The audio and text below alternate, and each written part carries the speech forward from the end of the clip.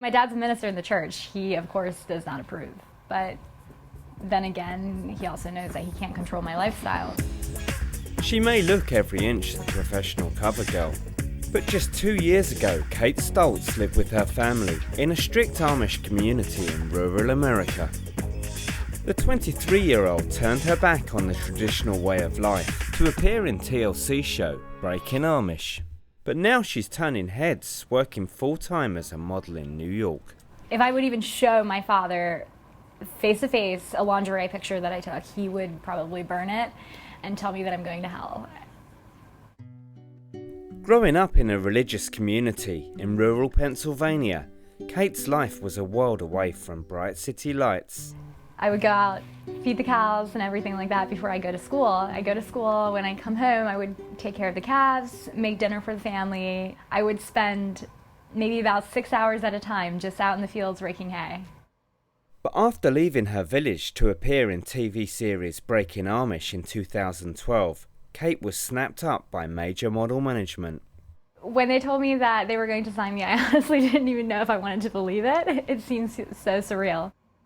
However, making the transition from horse and cart to cab rides and casting calls hasn't been easy. I actually found it really hard to get used to New York at first because it's so loud, there's so many people, there's always something going on.